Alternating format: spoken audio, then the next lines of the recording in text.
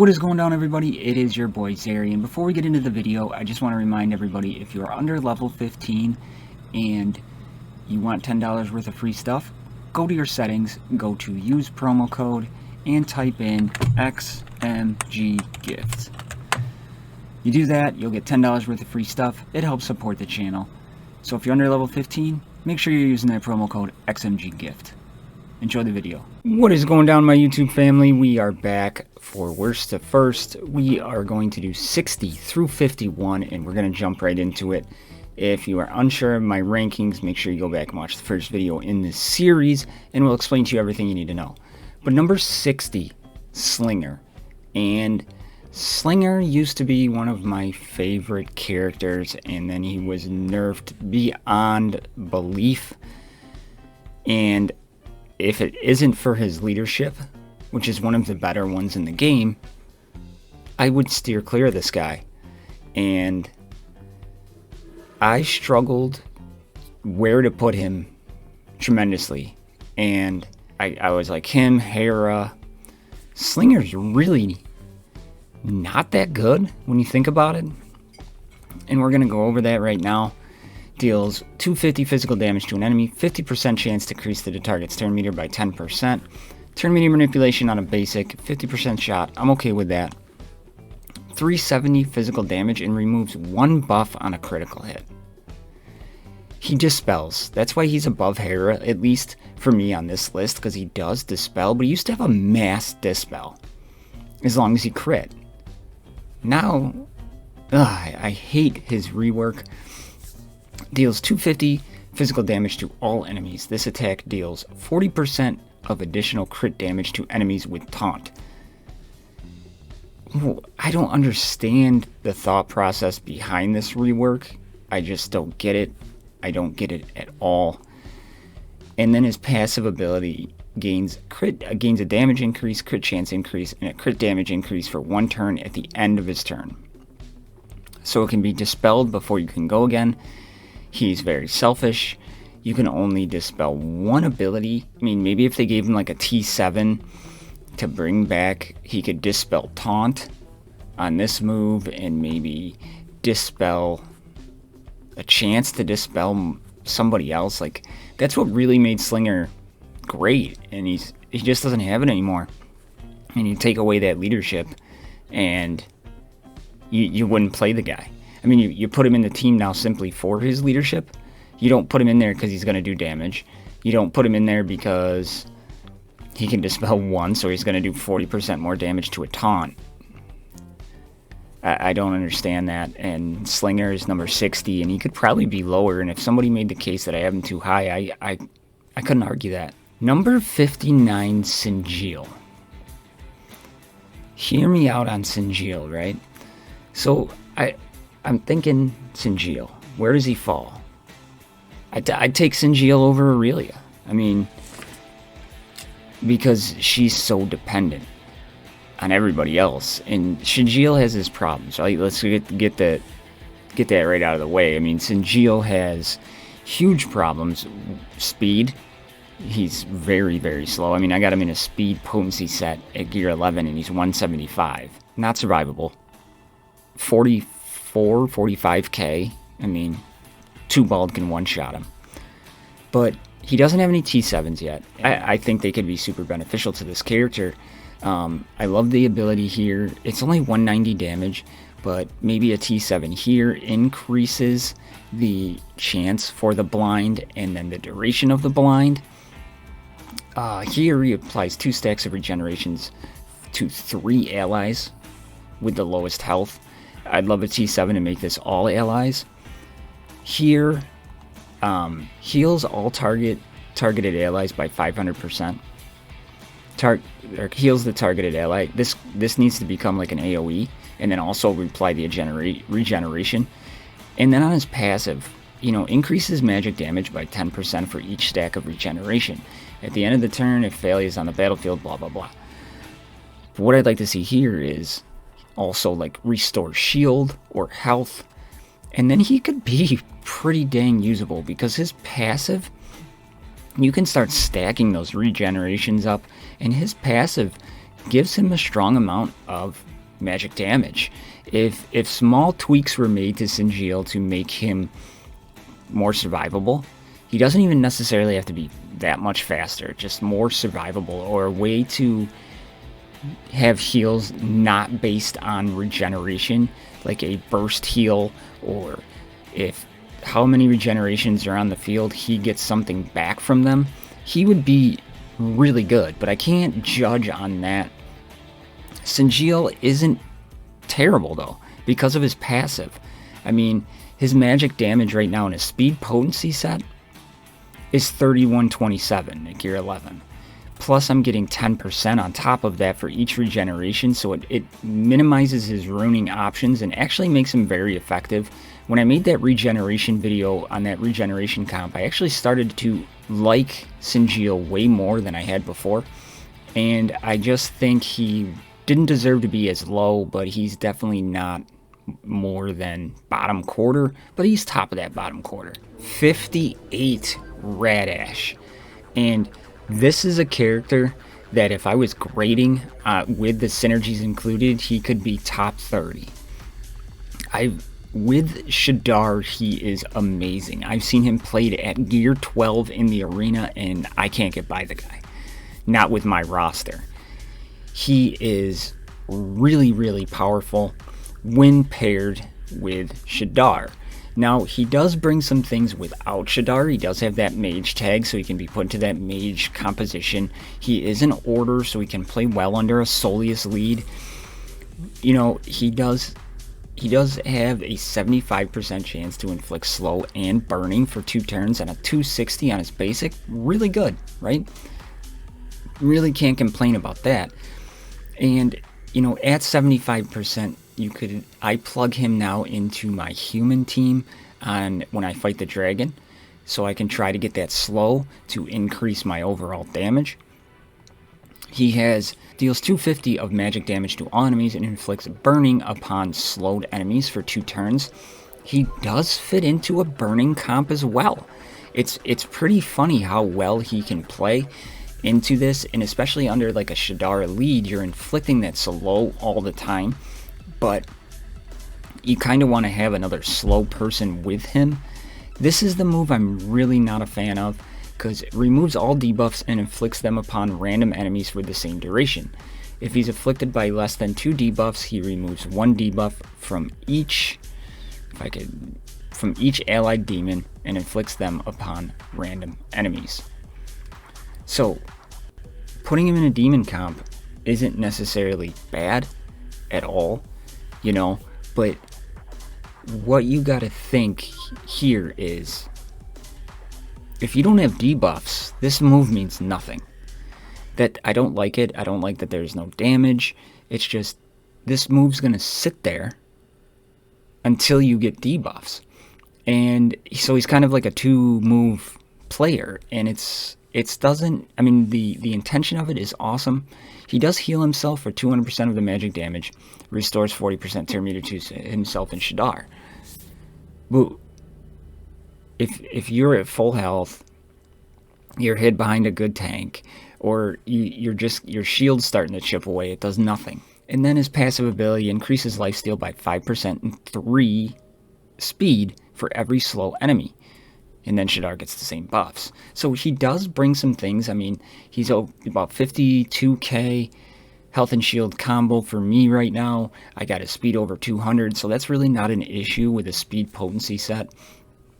So it's just, without Shadar, he's a very bottom tier character. With Shadar, he's very top tier. 57 is Adam, and Adam was one time a trash character for me, for sure. And he's proven to be a little bit more than that. He is really survivable. He does bring the damage decrease on a basic on his AoE.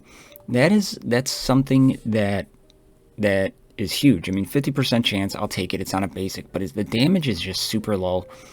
He does have the ability to deal 400% magic damage to an enemy, and he inflicts an armor decrease. Calls a random ally to assist, so he can be plug and played because it's not a goblin. It says ally to assist if they have the damage decrease. Here, he does gain taunt for 1 turn on a 4-turn cooldown, and then on his passive ability, has a 75% chance to taunt at the end of 1 turn. Here, if you take it all the way to tier level 8, you only have an 80% chance to gain taunt at the end of your turn. But he does gain a pre-taunt, so that is huge for the Goblin faction. Very, very, very big for the Goblin faction, or for anybody, because he's only the 2nd tank defender to pre-taunt in the whole game. So if you're going to take him up, he does gain a lot of survivability, like most defenders do, going from 11 to 12.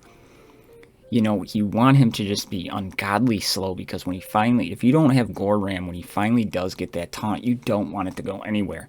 So just make him extremely slow. He does have pretty decent armor, kind of very evenly split between physical and magic armor. He can take a hit. He does offer the damage decrease, but he's really not super special outside of that Goblin faction, and that's why I feel he's where he needs to be, and I think it's a good spot for him. The first dwarf comes into the list at number 56, and that is Raleigh. And the reason I have Raleigh here is a couple of reasons. One, her move kit is very dependent on Stim. Stim's not even in the game yet. 2, the dwarves really don't have a tank yet, so we can't play the faction as a whole. But I gotta gauge this character based on what I'm reading. And, you know, I haven't done her noob series yet, but on the test server, she does some pretty decent healing. But she doesn't bring much more to the team. If you're going to pick an order healer, you might as well take Solius, right? Because what we're looking at here is tier 7, 300% of magical damage, and you can get her magic damage really, really high. Inflicts an accuracy decrease for 2 turns, restores charge. Okay. Here, tier 7, heals all allies by 600% of Raleigh's magic damage. That's a lot, right? Consumes 25% charge. For every 5% charge consumed, she gives a random ally armor increase, tenacity increase, and regeneration for 2 turns. But it's only 1 person. Look at Solius's Amos Blessing. I'd much rather give that to somebody than all of those buffs. And then here, gains a cheat death and a dodge increase in haste for 2 turns. Restores 20% health. She doesn't do that to anybody else, just to herself.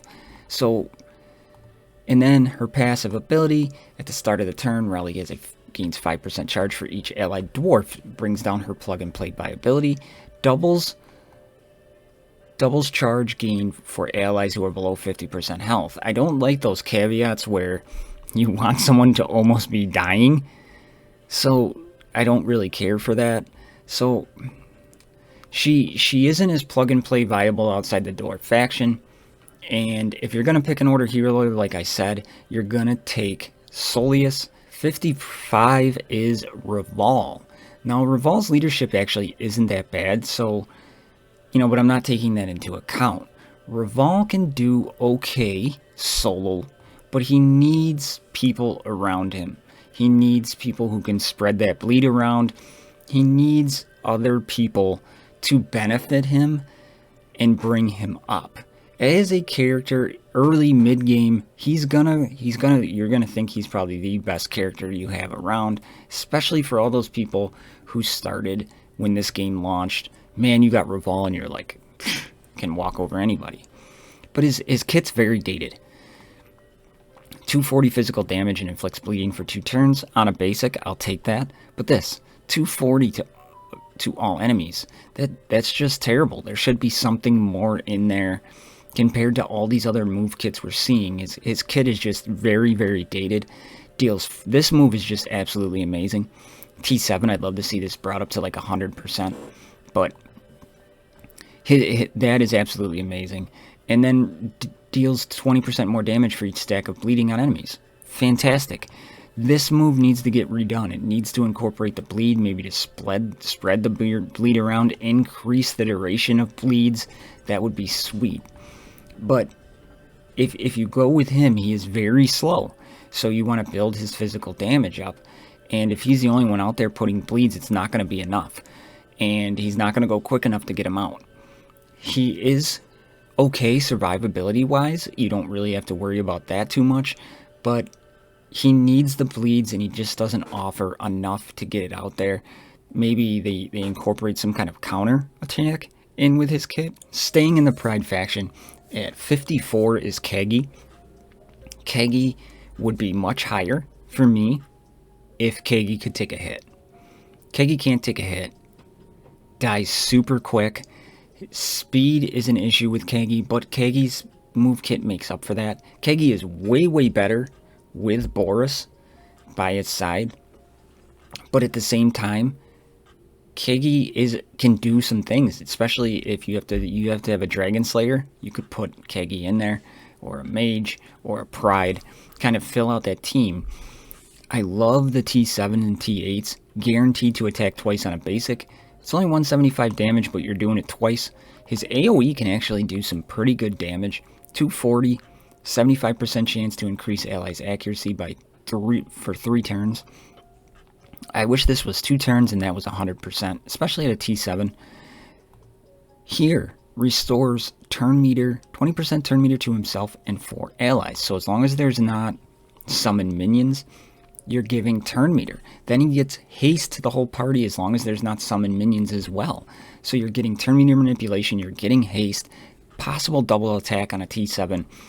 And then his passive ability at tier 7 increases magic damage by 40%. And then the rest is if Boris is there, so that doesn't matter. But 40% more magic damage increases the runing options. And you don't need like Pride in the party, nothing like that. You're just strictly increasing damage by 40. And at level 6, it's 30. So you could build more damage on top of them. Like right now, gear 11, I go for a damage health set. I got him at 3946. I'm going to get 30% more on top of that. The problem is he just can't take a hit. So Keggy has slowly been moving up my list, and especially without the caveats of other people, he's a little bit higher because he does offer stuff to allies. He's not a selfish character. The problem is just keeping him alive long enough to do it all. 53 is Mar. Mar is Mar. He's a damage dealer, but he can do some great damage, and there's one move in here that brings him above the rest for me. And that is here. This will hurt real bad. 220 physical damage to all enemies. If this ability deals at least 4 crits, its cooldown is instantly reset. So you can you stack this guy with crit chance, crit damage, and just unleash that ability over and over and over again. You do have where you gain a damage increase, crit chance increase, and crit damage increase for 2 turns and recovers 50% of his turn meter. Not too bad, but you do kind of got to waste that move to get him there. He is a little bit more survivable than, you know, your other kind of just straight damage dealers. Warrior, Gladiator, Unruined, he's coming in about 45k, so you can easily get him above that 50k kind of threshold. I don't like this first ability here where it goes from 240 to 300. You don't know exactly what you're going to do. Just give us the opportunity to know what it is. Just put it in the middle. Say it's 270, 275. Call it a day. I don't like that. I was against his passive ability for a long time where it deals 1% more damage for every 2% of his missing health. But it's grown on me because he does lose that rather quickly, and then you can spam this move over and over again. So don't expect much from Mar. He's slow. You're just worried about those crits. He still can find a place on an endgame orc team for sure. I mean, he could be your 5th. So some T7s could definitely benefit this guy. Maybe give him the ability to spread some of those buffs around. Something like that. You know, tie in some synergy with the orcs. He's just kind of standalone by himself, but the fact that he can reset that A2 ability and just let you spam it constantly, it's really, really cool. And I think that's really all about Mar. I mean, everybody knows Mar. We've all used Mar. 52 Xanterra. And oh, how the mighty have fallen. And I was actually considering switching her and Raleigh around. Just Xanterra to me just brings just a little bit more outside of the demon comp than Raleigh does outside of the dwarf comp, if that makes sense. And, you know, she has a really good passive ability, which I love. Restores 1 turn to a random ability at the start of a turn, and restores 1 turn to 2 random allies. Love that ability. And, you know, at a tier 7, I think that's great. I love that ability. It can really, really help out. Deals 410 magic damage to an enemy and restores as much health to herself and Mega Wheel. So, okay, the caveat doesn't mean much. She does sacrifice her health to heal everybody, but it's only 25% of her health. All other allies by 600% of her magic damage, and gains shield equal to 7% max health for each living demon in the party. So that second part doesn't help her plug and play viability, but healing for 600% of magic damage, pretty nice. You know, Raleigh was right there. I believe Solius is right there. But I like this ability. They changed this, and I like it a lot. But it heals a ally with the lowest health by 120% of the damage dealt. So she's healing on her basic. But she has some problems. Very, very, very slow. And you're kind of torn between, do we give her magic damage to increase her heals? Do we give her speed to go more often? It's kind of your prototypical healer, but you know, you can get her up right around 50-60k health and shield combo. She does work a lot better with Mega Wheel, because Mega Wheel benefits from her and she benefits from him. But again, you're just seeing common theme of there's people who can do it better. Again, you're going to take Solius in. But her passive ability brings her up. And I'm going to end this video with Rin the Unseen at 51. When Rin the Unseen first came into the game, she was the first Battle Pass character ever. And people wanted her desperately. She was doing some crazy damage. But she's got some problems. Health and shield combination isn't really where you want it to be. Her speed is okay. Crit chance, okay. Her first ability here, she hits 3 enemies, kind of at random. Don't like that. Each dealing 100% physical damage. Why is that not more? Especially for a tactician and a rogue. Should be way, way more. She deals 150 physical damage to all enemies. If it kills this enemy, its cooldown is set. 50% of Rin the Unseen's turn meter is gained back. Fine, but again, we're seeing a 150 AoE. Why? Why is her number so low? It doesn't make any sense to me. Her damage output is just not anywhere close to where some of these other damage dealing characters are. She gains counterattack and a damage increase for 2 turns and recovers 50% of her turn meter. The damage increase is nice. Very selfish. Counterattack, you're coming through and doing 100% physical damage. Then you're countering, so that's going even lower. Doesn't make any sense. Her basic doesn't really do anything. You need to put maybe like a bleed or armor decrease. Something needs to go into that basic. She's a very bland kit, and it's not really that good. And Rin the Unseen has a 40% chance to gain invisibility for 1 turn at the end of her turn. So you can pair her with anybody. Obviously, if you pair her with pandas, defender, and a warrior, it increases by 20%. And then when she's invisible, Rin the Unseen increases physical damage by 35%. So you pair her with a Kyra. Well, she only puts mages now. But a Wonder Lua, anybody, or a Hera, anybody who can put people under invisibility, you're going to get more damage. But there's so many caveats in her move kit. If you get this, you get this. Invisible, she gets more damage. Counterattack. But when you really look at Rin the Unseen, she doesn't do that good of damage. She does not. I mean, I've put her in a damage set. I put her in a crit damage critical chance set. I I've tried everything with this character when I was testing the pandas to try to get her damage better. Shaolin's keeping up with her in the damage.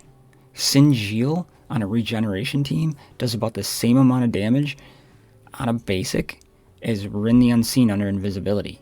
Think about that. 22k, 28k. You're getting that from a healer. That's not her purpose. Purpose is to do damage, and she doesn't do it. So, Rin the Unseen, 51. So there it is, my YouTube family. There is worst to first. We did 60 through 51 in this video. So let me know in the comments below if you disagree or you agree, or if I surprised you with anybody.